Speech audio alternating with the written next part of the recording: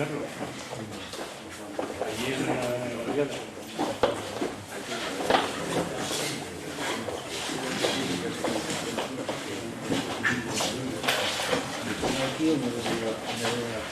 Y después te va a decir donde quieras.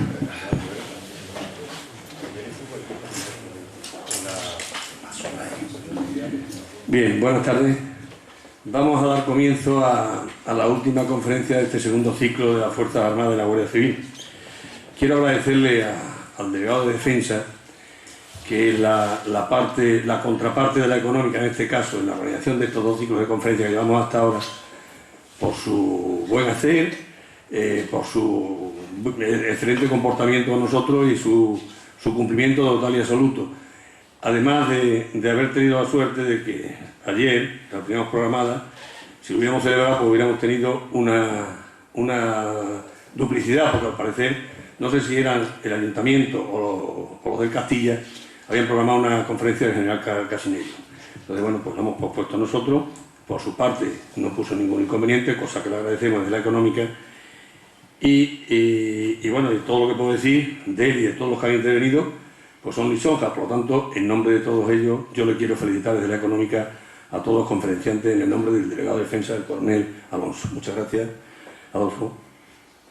Vamos a pasar hoy a esta última conferencia que va a tratar sobre los ritos de la uniformidad militar. Y me gustaría que estas 9 conferencias de este ciclo, más las 6 del año pasado, pudiéramos conseguir publicarlas en algún momento. Este año yo no sé si ha sido porque hemos sido noveles en el arte de pedir subvenciones a defensa, no se nos han concedido. Habíamos pedido pues para colaboraciones y ayudas, pues tanto en desplazamientos, atenciones a conferenciantes y gastos que se originan en los ciclos de conferencias. No nos lo han dado.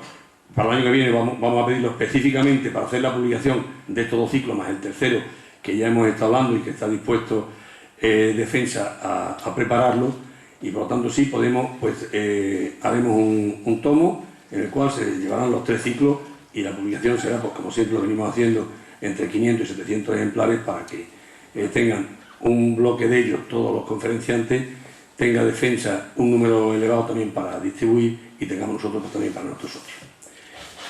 Bien. El ponente de la conferencia de hoy sobre los hitos de uniformidad militar es el coronel don Santiago Taboada Jiménez, muchos de ustedes lo conocen, por lo tanto yo poco voy a decir de él porque además quien lo va a presentar es el coronel Adolfo Alonso, que está ocupando la mesa con nosotros. Lo único que le deseo es que nos ilustre tan bien y tan amenamente como lo han hecho sus conferenciantes anteriores, cosa que no dudo, y salgamos impuestos de una nueva materia de la milicia, que es algo, pues, francamente, la sociedad civil no conocemos. Yo algo conozco porque me ha gustado siempre esta historia y bueno, porque además tengo algo dentro de la casa y he visto algunos uniformes de este, los he visto anteriormente y he visto museos y tal, pero creo que él nos va a ilustrar bastante mejor.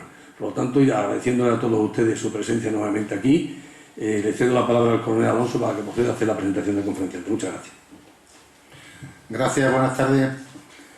Lo primero, Carlos, muchas gracias por las palabras que has dicho, pero que sepas que esto es una cosa que procedió de la Real Sociedad Económica, que pedisteis, las palabras que dijisteis a través del presidente, que las Fuerzas Armadas tenían mucho que decir dentro de la sociedad civil. Antes que el coronel de Castilla te diga algo, te lo voy a decir yo. El Castilla no ha organizado de ayer. La conferencia a la cual no pude asistir era cosa del ayuntamiento, exclusivamente. Voy con la presentación del coronel Taboada, que es el que nos va a hablar de la uniformología militar, que me adelanto un poco y él ya me ha dicho que se va a terminar en lo que él llama cuando empieza la uniformidad del caqui. Ahí va a terminar, que sería objeto de otra conferencia.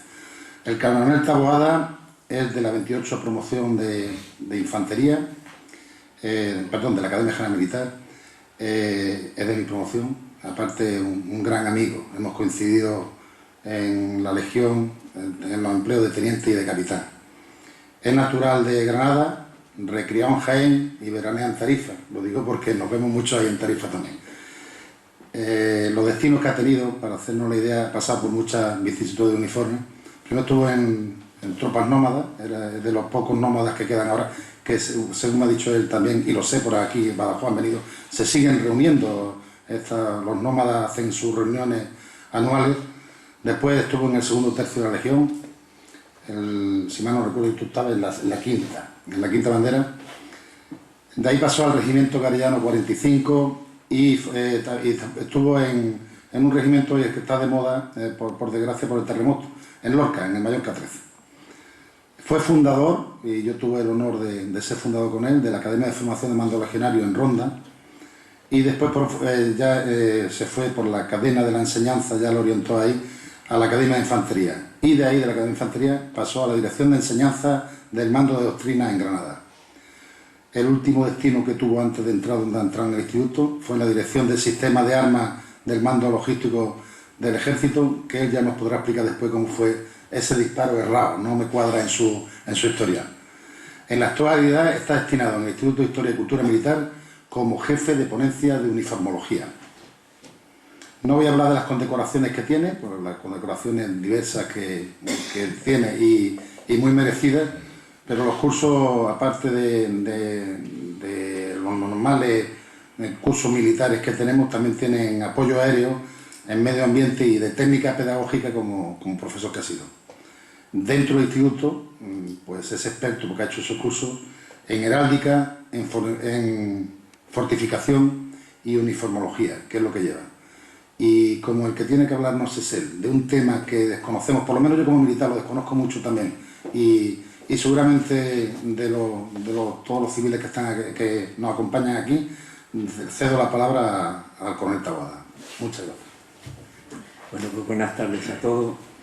En primer lugar, agradecer al secretario general de la Real Sociedad Económica de Amigos del País el estar esta tarde aquí con todos ustedes.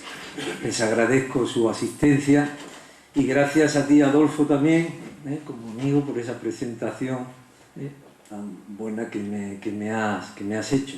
Como somos de la misma promoción, de la 28 promoción, la mejor promoción del mundo, pues muchas gracias.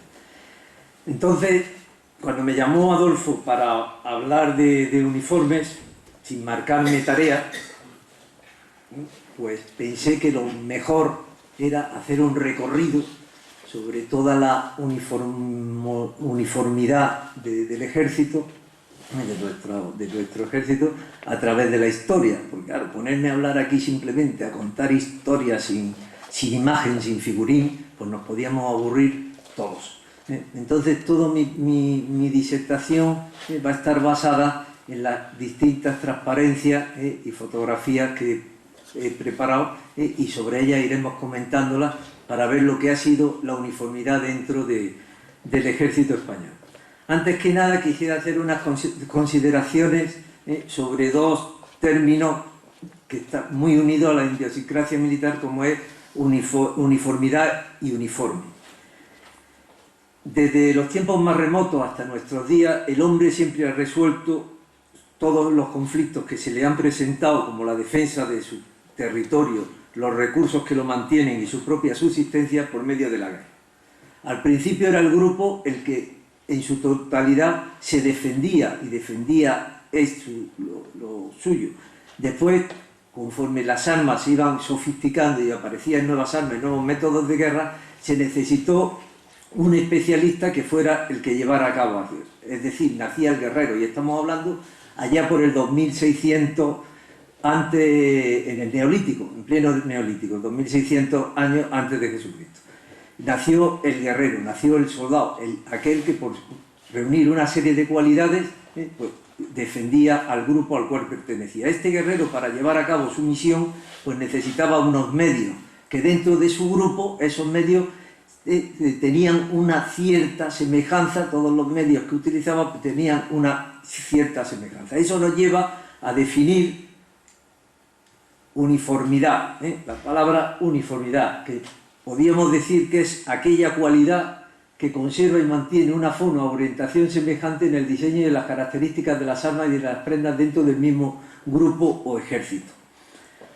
A lo largo de la historia este concepto ha ido evolucionando en razón a las armas, que han ido cambiando, en los métodos de combate y en la dependencia de los ejércitos. lo cual nos hace dividir la historia desde las épocas más remotas hasta nuestros días en dos épocas. Una primera época que duraría desde la antigüedad hasta la aparición de los ejércitos permanentes, en que la uniformidad estaría basada fundamentalmente en el armamento. Sería el armamento donde se basaría toda la uniformidad. Las prendas y el vestido que llevaba el guerrero eran los propios de la vida civil. Y una segunda época que es verdaderamente cuando aparece el uniforme, que es cuando empieza la uniformología. El uniforme, como todos sabemos, bueno, esta primera época, como digo, sería a partir del siglo XVIII, cuando llegan la Casa de Borbón a España, que crean, ponen el ejército y lo visten, le adjudican un uniforme. Como digo, el uniforme militar, que es el vestido representativo y exclusivo que por ordenanza o concesión usan los componentes de los ejércitos, es cuando verdaderamente empieza la uniformología. La uniformología es una ciencia reciente, una ciencia auxiliar de la historia, importante cada vez más. Uniformólogos hoy día existen muy pocos, una ciencia que está empezando y que se está considerando importante. Uniformólogos, como digo, existen muy pocos y la mayoría no son militares. Quizás los militares son los que menos entienden de uniformes, porque tenemos otros temas más interesantes a lo largo de la carrera, no más interesantes, hasta ahora, pero la verdad es que militares uniformólogos pues hay pocos. Sin embargo, en la vida civil pues sí existen, yo conozco a varios que son los más entendidos en la cuestión de uniformológica. Bien.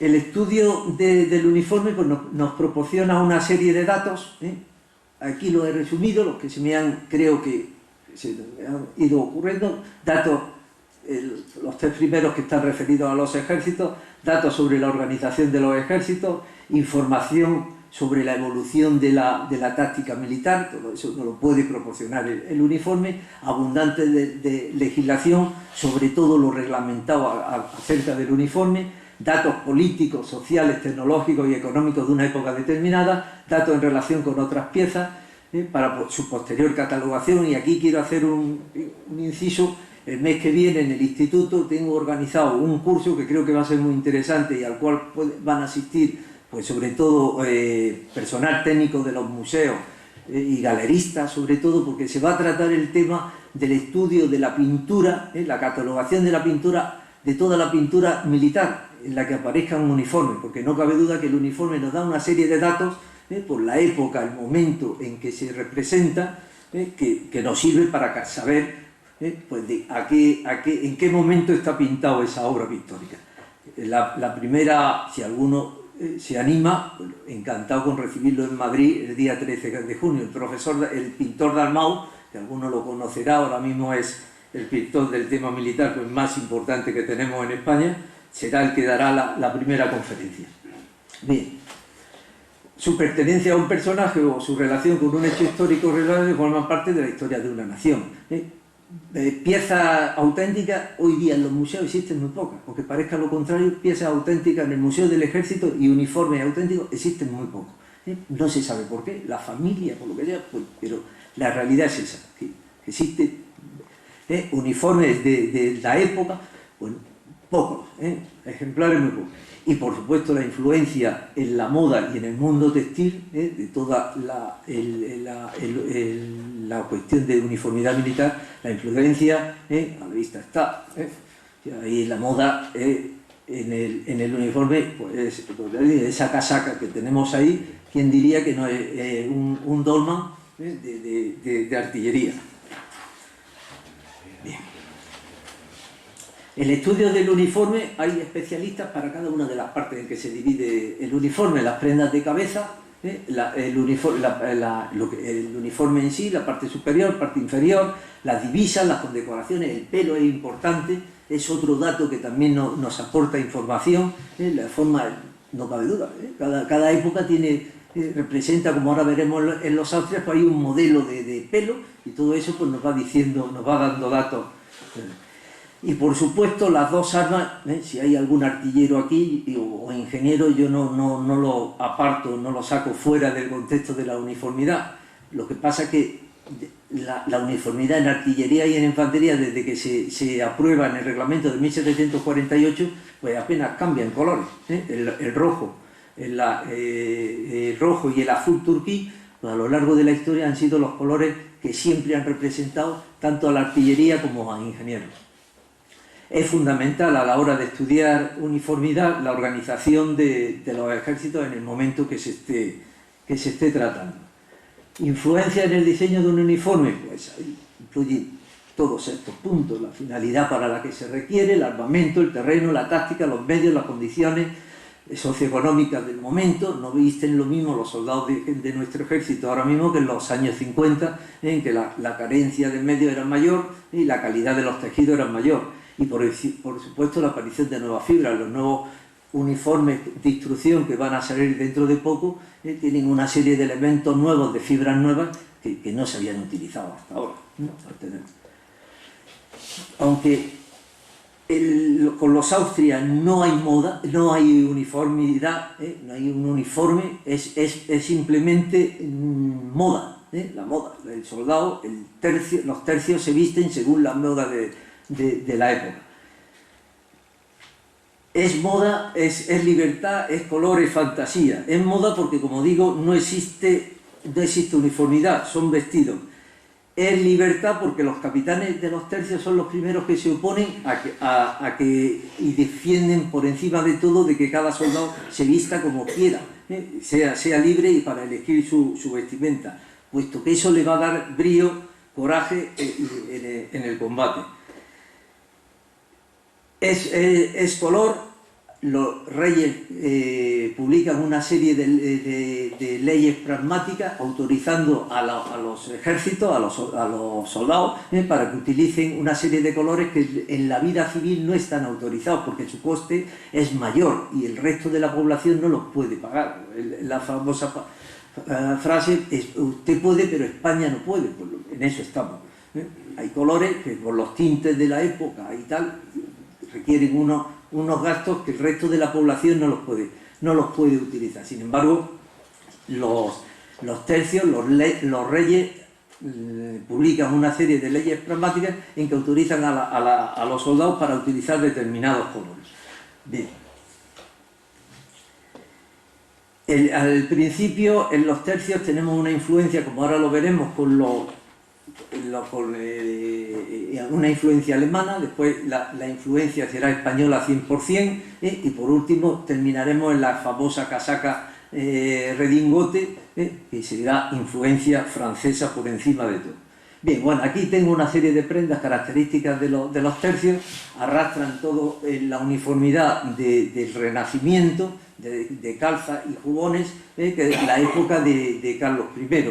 Esas calzas que se complementan con esa braga, para darle mayor facilidad a la pierna y movimiento a la cintura, hacerlas más cómodos los movimientos. Las medias calzas que llegan hasta la mitad de la rodilla, trusa y gregueco. Hay una costumbre de confundir el gregueco con las calzas, y es completamente, ni en época ni en nada, coinciden. La calza, como digo, es la braga y la calza, la media. Y el gregueco es el pantalón más largo que termina en unos rosetones, como ahora veremos en la pintura. Es el pantalón a media rodilla, el calzón con unos rosetones a mitad de media rodilla. Bien, esto sería esa braga, puede estar rajada o bien puede estar con tiras. Dicen que esas tiras provienen de la victoria de los soldados suizos contra los borgoñones en la batalla de Gran, que fue para recoger de los cadáveres. Les quitaban la vestimenta y la utilizaban ellos, y entonces para que les entrara bien pues la rajaban, y de ahí aparecen las rajas, las cintas estas simulando pues la rotura en aquellas ropas que se utilizaban. Bueno, aquí tenemos unas medias calzas, unas truzas de Felipe II, Carlos V, y este sería el gregueco, como vemos, termina ahí al final, el calzón llega hasta media rodilla con unos rosetones, ahí, que sería el gregueco, este es de la época. Bueno, los cuellos, aquí se ve peor en la toma del auxilio de Génova. Prendas de abrigo características, la capa son todas, normalmente no llevan manga, van sobre la espalda, la capa, el heruelo que va inclinado sobre un hombro, el tudesco de origen alemán, el capote, el gabán, la casaca. Bien. La sobrevesta, estos elementos se los ponían encima de la malla de anillas, para defenderse sobre todo del calor, y quitar, suavizar un poco la temperatura. Van sobre, como digo, sobre la armadura, esa armadura de anillas que lleva el... Al soldado que lo define el arma, o sea, la vestimenta que va a utilizar va a ser el arma la que se lo va a acondicionar. Bueno, aquí tenemos los piqueros, por ejemplo, pues si nos fijamos, el piquero de la época de Carlos I utiliza las calzas con la braga junto. Felipe II, que es esa calza, se va alargando, va llegando a media rodilla y termina en unos lazos. A partir de Felipe III, bueno, pues ya está más larga, los zapatos se atan, aparece un zapato con cintas rojas, las cintas rojas, se ataba el calzado, normalmente era calzado de piel o de corcho, y se lo atan con unas cintas al ser piqueros llevan la media coraza, como es natural, les condiciona el llevar la media coraza. Y terminarán en esta casaca, como decíamos anteriormente, la casaca redingote, con sus características, como ahora veremos. Bien, los arcabuceros, pues exactamente igual. Si nos fijamos, hay una serie de prendas que definen cada reinado. No es lo mismo un arcabucero de la época de Carlos I al de Felipe III, con ese sombrero a la valona. No lleva pluma, pero lleva una especie de lazo interior con la copa más alta, que es distinto al chambergo, al sombrero chambergo de pluma de la época de Carlos V. Todo esto nos define pues las características del soldado de cada época. Los mosqueteros, claro, el mosquetero no aparece, el mosquete no aparece hasta Felipe II. Pues lo mismo, si nos fijamos, pues, si van las mismas características que íbamos diciendo.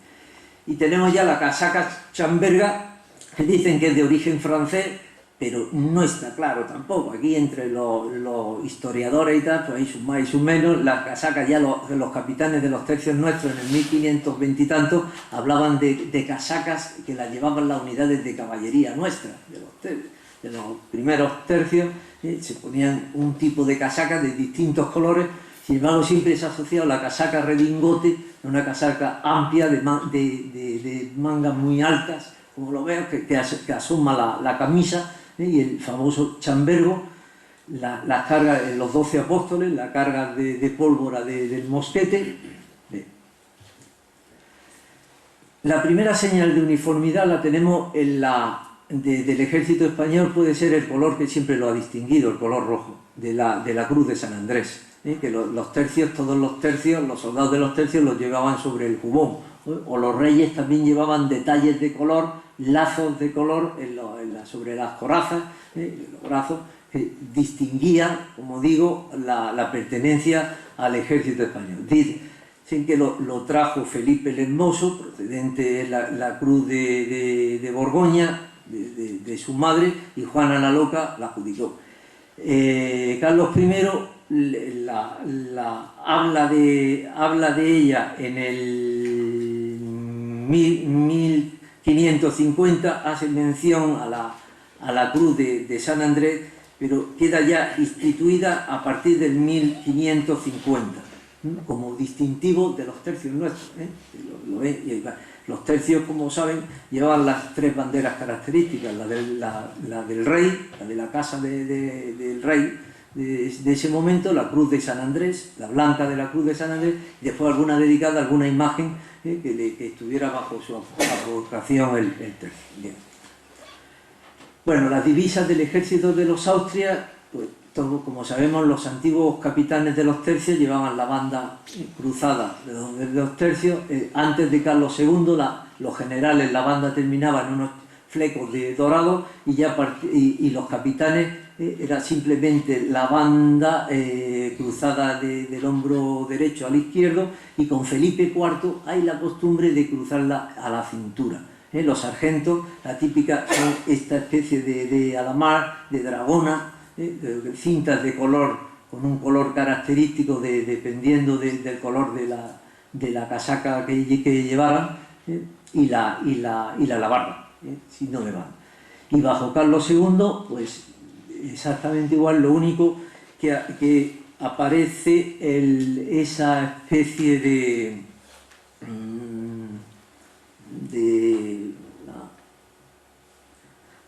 cinta, de piel, de terciopelo, cruzada, en vez de llevar la banda como hasta ahora lo habían llevado. Termina el reinado de los Austrias, y me voy a referir a la banda roja de los generales, que ha sido siempre distintivo del empleo de general, la banda roja dentro del ejército español. Sin embargo, los Borbones, el comienzo de los Borbones no aparece tal banda, porque todos los reyes llevan la banda de distintos colores. Aquí tenemos a Felipe V, a Fernando VI, con la banda de color azul. Si seguimos, el Duque de Alba, este es el Duque de Alba y Carlos IV, pues lo mismo, la banda de color. Entonces las primeras noticias, que tenemos de la banda roja como divisa de los generales, proceden de cuadros, del general Castaño o del general Irrutia, pintados por Goya se calcula que a partir del 1815, pero no aparece reglamentada en ningún sitio. O sea que la banda que actualmente llevan los generales no está reglamentada, no se sabe. Lo único, los datos que se tienen es por la iconografía de la época. Termina la Casa de Austria y nos llega la casa de Borbón. Entonces, Felipe V es recibido en olor de multitudes. España necesita un cambio, necesita imponer una serie de normas tanto a nivel interno como a nivel internacional, y se consigue hasta Carlos III. España está en un periodo de prosperidad, y a partir de Carlos III, como sabemos, empieza la decadencia, que terminaremos con la guerra de la independencia y tal.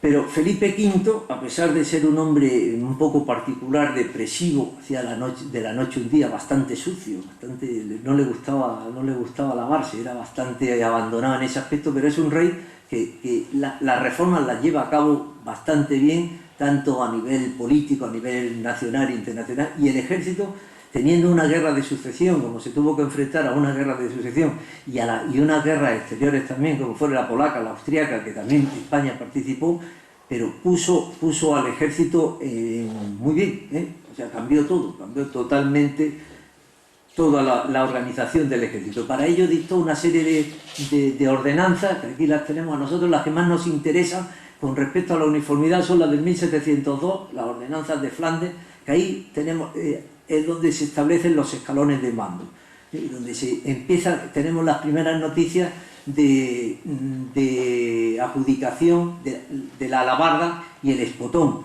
como exponentes como divisas de mando de oficial y de los sargentos. Y sobre todo las del 1706, que son dedicadas exclusivamente a la uniformidad de los ejércitos. Lo más importante dentro en el reinado de Felipe V, las prendas más importantes, lo más importante fue la casaca justacor. Es descendiente de esa casaca chamberga. Eso ya son apreciaciones. Hay uniformólogos que consideran que es la misma, yo creo que no, que la casaca justacor es una casaca de corte distinto, está más ajustada al cuerpo. La chamberga es una casaca más amplia, de mangas más altas incluso, se deja ver, se va en la camisa, y la justacor está mucho más ajustada. Bueno, el sombrero de 3 picos, que va a ser lo que va a llevar los fusileros, y la birretina que llevarán los granaderos. La infantería, es importante saberlo, como organización va a estar dividida en fusileros, unidades de fusileros y unidades de granaderos. Las divisas, pues las francesas, las mismas que los franceses, los bastones y los alamares. Cada empleo va a tener, y como, bueno, esto ya lo hemos dicho, la moda la van a implantar infantería y caballería. Esta es la casaca en las ordenanzas, dice, quiero que mi infantería vaya vestida de blanco, y efectivamente, esta es la casaca con la divisa que está aquí y posteriormente, en el 1721, como ahora veremos, estará aquí. Será el collarín o el cuello con un color determinado. Normalmente los colores proceden de los antiguos tercios provinciales. Cada regimiento pues llevará un color determinado que lo hará distinguirse del resto. Entonces será el sombrero de 3 picos, la birretina, que en un principio de la birretina pues más pequeña. Toda la parte, la frontalera puede estar sola, no sé, o bien ir recubierta de piel de oso. En España debía de haber muchos osos y entonces pues se utilizaba en este tipo de... Normalmente el estilo va a ser, el ejército va a ser totalmente afrancesado, o sea, todo va a ser a imitación francesa. Y así estaremos hasta 1768, en que Carlos III se pasará y tratará de imitar al ejército austríaco con el conde de Aranda, hará variaciones en algunas cosas de uniformidad e imitará al ejército austríaco. Bueno, estas son la serie de prendas, como hemos visto, la camisa, corbatín, la polaina, no va abrochada, es una especie de, normalmente viene aquí, es una lámina antigua esta, pero la polaina no iba abrochada, era una especie de polaina de lienzo sin botones, aunque parezca que los lleva ahí, pero no lleva botones. Y sobre todo, y unas medias, que va a ser el zapato de 3 suelas, con la chapa blanca, el pelo recogido en una bolsa, y esta es la imagen del fusilero y del granadero. ¿En qué se diferencian? Pues en el gorro y en las medias, unas las llevan blancas y las otras negras, y en los zapatos. Bueno, el zapato de Villa, como hemos dicho, la casaca, fíjense, llevan guantes, el corbatín es blanco,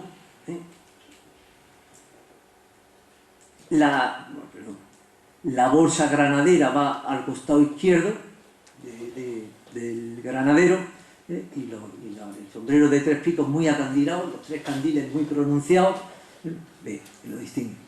Fernando VI se parece a su padre, pero es mejor persona, es menos depresivo y es más intelectual, crea la academia, por los ingenieros, la Academia de Matemáticas de Barcelona, en fin, un hombre bastante intelectual. El ejército apenas toca nada, la uniformidad un poco, pero apenas si varía nada en la uniformidad. Se alargan las mangas, ya con Fernando VI, el tontillo y el pelo, que hace la estupidez de los cuatro bucles de las pelucas, con los 4 bucles enharinados y engrasados. Felipe V en el 1721 pone el cuello del color de la divisa del regimiento. Fernando VI recoge los faldones de la casaca, los recoge con corchetes, con lazos, en fin, eso a lo largo de la historia ha ido cambiando. Y sobre todo le mete lo que acabamos de decir, el tontillo, que es una especie de armazón para subir más esos faldones, subirlos más, no sé con qué objeto. Sería con objeto de que se movieran mejor, de que andaran mejor, pues no sé, pero eso tenía que ser, que es esto. Esa figura, eso es típico de Fernando VII. El famoso tontillo, como ven, lleva esa falda, llevan unos armazones de vegetales, hechos de vegetales, que le suben vemos un oficial. Bueno, estos son las divisas. En la ordenanza, como he dicho, del 1702 aparece la alabarda y el espotón, son 2 armas blancas, el espotón que lo llevan los oficiales, que termina en una landa con forma de corazón, y la otra pues que es una cuchilla en forma de luna, una de las partes, y la otra termina en punta, enastada, de 7 y 6 pies aproximadamente. Y después los bastones, que son los distintivos de mando, son los distintivos de mando, el de coronel, que el pomo es de oro, el del teniente coronel, que el plomo es de plata, el del sargento mayor, que lleva casquete de plata, el del capitán, que lleva también casquete de plata, el de ayudante, teniente o capellán, que es de marfil, el de alférez o subteniente, que lleva un anillo de plata, y el del sargento, que es, no tengo en a la pared, que es de una vara de madera flexible, no se sabe para qué la utilizaría, o sea, sería para imponer justicia como es natural, en un momento determinado. Bueno, aquí los tenemos los dos, el espotón y la alabarda lo llevaban cuando estaban sobre las armas, o sea, en formación, por decirlo así. Cuando estaban sobre las armas es cuando eran distintivos de mando. Bueno, aquí tenemos un coronel, y fíjense dónde se colgaba, va con el espotón, y dónde se colgaba el bastón, como distintivo de mando, pues lo llevaba en el... Carlos III, pues un hombre muy buena persona, simpático, muy campechano, muy cazador, bajito, moreno, el típico español, que hace cosas, crea las academias militares y trata de modernizar mucho más el ejército, de ponerlo a nivel europeo. Entonces decían ellos, crea las academias militares, como digo, y las características es que el pelo queda reducido a un bucle solamente, el sombrero y la casaca se hace mucho más corta, los correajes cruzados, es típico de Carlos III el cruzar los correajes, ahora lo veremos. Hay un sombrero especial, la gorra de pluma, y las divisas de 1768, que ya quedarán hasta el 1860. Ya no habrá más cambio de divisas, quedarán esos galones, serán las divisas del ejército hasta Isabel II. Y nada más, ahora lo veremos. Bueno, esto sería la composición de un equipo de 1763 de Carlos III. Vemos la cacerina central, esta, que ya no llevan los 12 apóstoles, las cargas de pólvora, van metidos los cartuchos en esta especie de cacerina de 50 cartuchos con las armas reales y el escudo real en la parte frontal. Esta es la famosa gorra de pluma y el caballero, el amigo de Peines. El amigo de Peines, cada soldado tenía que tener un amigo que se dedicara, que lo peinara, le ayudara a hacerse ese bucle que lleva. Antes de salir de paseo, pues se reunirían los dos y se pondrían manos a la obra. Y este sombrero, pues que no se sabe, el origen no se sabe, es un casquete de fieltro, con una especie de armazón metálico en la parte central, una pluma, las armas reales en la frontalera. Bueno, pues que estuvo hasta el 1784. Fue reglamentario hasta el 1784 y lo vemos en muchas. Se utilizan, todas las armas lo tienen. O sea, estoy hablando de infantería, pero el resto de las armas, como ahora veremos, también lo utilizan. La única referencia es este cuadro de Tiepolo, en que aparecen ahí dos soldaditos, del 1769-1784, que está pintado, dos soldados con el gorro de pluma. Son las únicas referencias que tenemos de la época.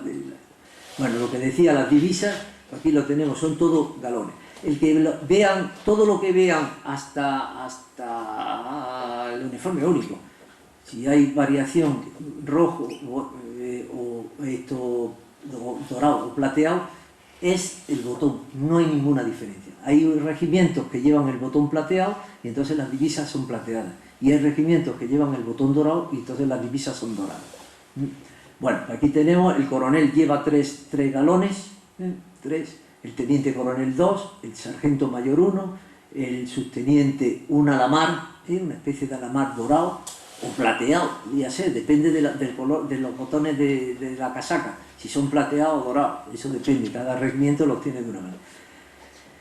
El sargento primero, que lleva las divisas, los alamares del color de la divisa del regimiento, de la casaca del regimiento. El cabo, como decía antes, es la vara de madera flexible, y este es pues un cadete con un cordón en el lado derecho, que simulaba, como siempre se ha llevado en enseñanza, han sido distintivos de enseñanza, los cordones en el hombro derecho.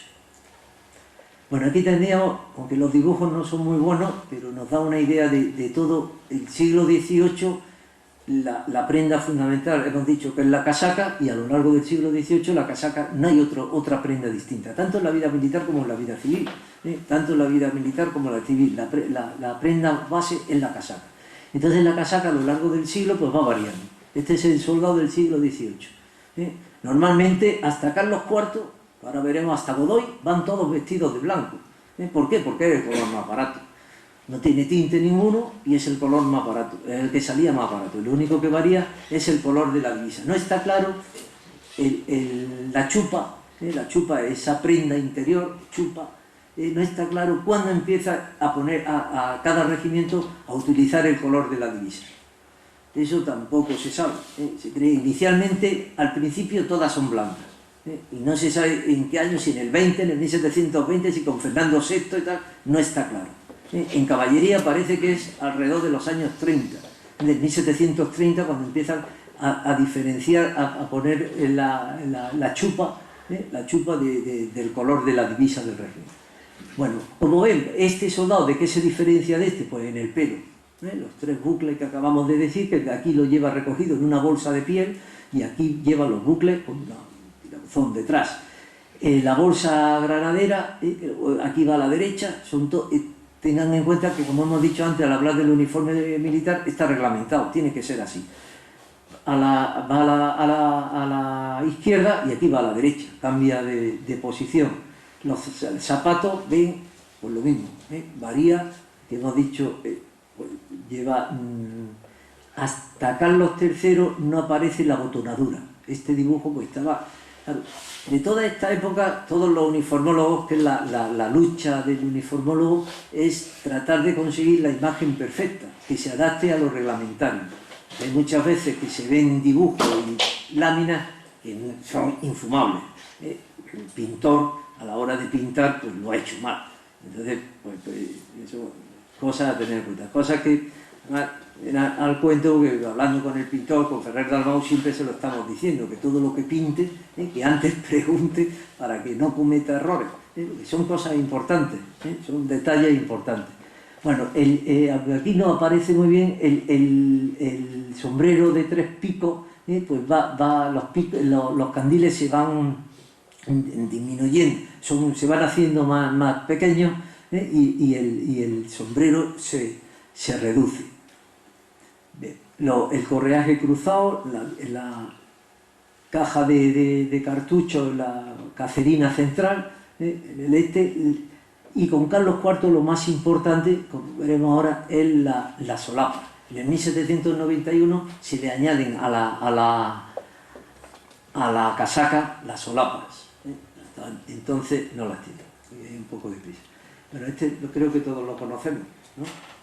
El regimiento Saboya de aquí, que lo revisé ahora, el año pasado, se revisaron todos los uniformes de época y es este. Lo que pasa es que no es de Carlos III, no era de Carlos III, era de Fernando VI, porque el Saboya es, las divisas de Saboya hasta el 1759 son azules. Después tiene una época que no he encontrado realmente dónde, que son rojas, encarnadas, pero no he encontrado y después pasan a ser negras, siempre. A partir del 1761, el regimiento Saboya, yo al principio, pues se dudó de que la divisa estuviera bien, pero efectivamente con Fernando VI, no con Carlos III, las divisas eran azules. Y aquí los tenemos en el estado militar del 1761, pues aparece el Saboya con su divisa correspondiente, el fusilero y el granadero. Este es un detalle, son anécdotas de los tambores. El tambor, como sabemos, tiene un origen árabe que los austrias lo adjudican, lo toman. Los árabes lo utilizaban para asustar al enemigo. Los austrias, la casa de los austrias lo introduce dentro del ejército, aunque no lo reglamenta. Felipe V los distingue, no cabe duda que eran importantísimos a la hora del combate, por la misión que desempeñaban, etcétera, etcétera. Y entonces, para distinguirlo, me pone esto, que esto es un sello de la época de hace unos años, que es lo único que he encontrado con este dibujo, porque lo difícil, que lleva la franja de Casa Real. Toda la casaca va rodeada de una franja, que ahora la veremos, de la Casa Real, azul y blanca y roja. Ahora lo veremos, de la Casa de Borbón. Va toda la casaca, el borde de la casaca. Los pínfanos no, porque no existían. El pínfano, hasta después de Carlos, con Fernando VI, es cuando ya empiezan en las unidades a haber pínfanos. Antes no existe. Pero que este dibujo pues está mal también, si se refiere a la época esta, el pífano ese sobra.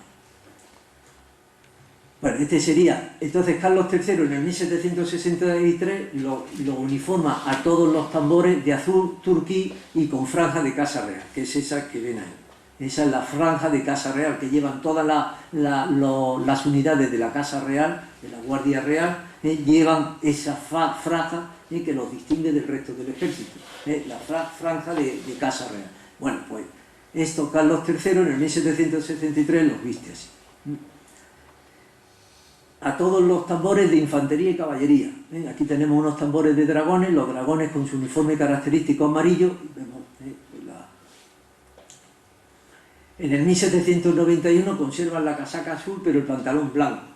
Aquí tenemos unos pífanos, pero los pífanos eran contratados por los coroneles de los regimientos, porque les gustaba tener los pífanos para que le amenizaran la formación. Entonces el coronel contrataba pífanos, los vestía como quería, que son estos señores que están ahí en el centro, y nada más, pero no estaban dentro de la plantilla del regimiento. Bueno, después, en el 1791, aparece ya otra característica de los tambores, que es el llevar las casacas al contrario, invertidos los colores con respecto al regimiento. Si el regimiento aquí lo vemos, este lo lleva amarilla y la divisa es verde, entonces el tambor lleva la casaca verde y la divisa amarilla. Al contrario de la unidad, del color de la unidad a la que pertenece. Divisas de general, esto es otra cosa que se acaba de averiguar, otra casi primicia, que dentro de poco en un libro que editará Defensa saldrá, que son las divisas, las hojas de roble de los entorchados de general. No se sabe de cuándo proceden. Se tienen noticias, en la Casa de Borbón vemos aquí una casaca, con este es Fernando VI, es la casaca de Fernando VI vestido de militar. Entonces vemos ahí unas florituras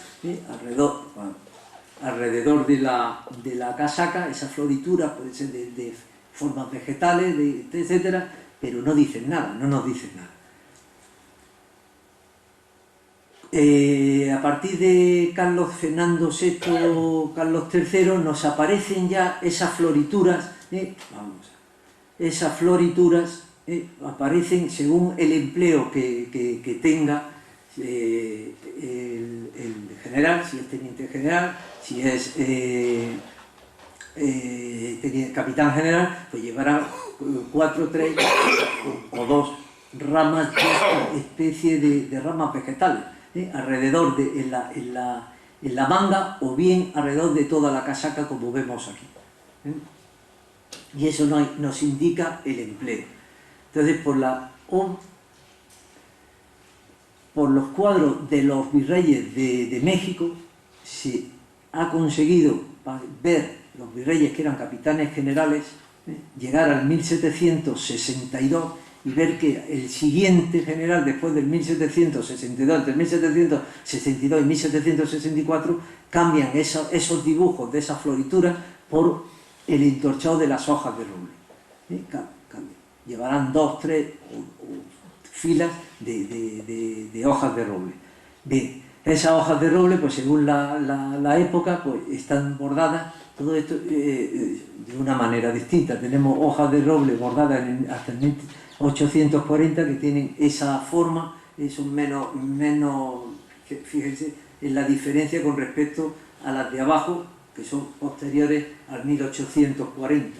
El bordado distinto, esto está sacado de unos patrones de Simancas, se ha averiguado. Y entonces ya quedan, a partir de entre 1762 y 1764, aparecen ya en los uniformes de los generales, grabadas, bordadas las hojas de roble, pero tampoco está reglamentado. O sea que ni la faja ni la hoja de roble están reglamentadas en ningún reglamento militar, indicándola. Llegamos a Carlos IV, lo fundamental, la solapa, en el reglamento del 91, y los emblemas, aparecen ya los emblemas. Nos quitamos los colores de las divisas, los colores, y tenemos emblemas. En el estado militar del 89 y del 90, la única diferencia, como vemos, siguen vestidos de blanco, Y la única diferencia aquí son las sardinetas de los granaderos, no hay diferencia ninguna en el resto de la uniformidad que aparece en ese estado militar. Regimientos Voluntarios de Castilla, Castilla 16, aquí está su origen, aquí está su origen, es de esta época, del reglamento de 1791, porque lleva la solapa roja, que es este, con la solapa roja y además bien hecho, porque no llevan galón los triconios. En esa época se les quita el galón, entonces está bastante bien hecha. A la hora de hacer un uniforme, por mí han pasado todos los uniformes de ahora mismo de época que hay en el ejército, y hay uniformes que están bien, son reglamentarios, se atienen al reglamento, pero están muy mal hechos. Y lo digo, los que puedan tener responsabilidad en eso, es que es mejor hacer un uniforme bien que mal, porque mal hecho da risa al señor que se lo ponemos, y es ridículo sacar a un señor mal vestido, aunque el uniforme sea reglamentario, como pasa con algunos coroneles, pero está bien, sí, pero es que es ridículo, es que está mal confeccionado. Entonces conviene eso, asesorarse antes, y sobre todo al sastre, darle las máximas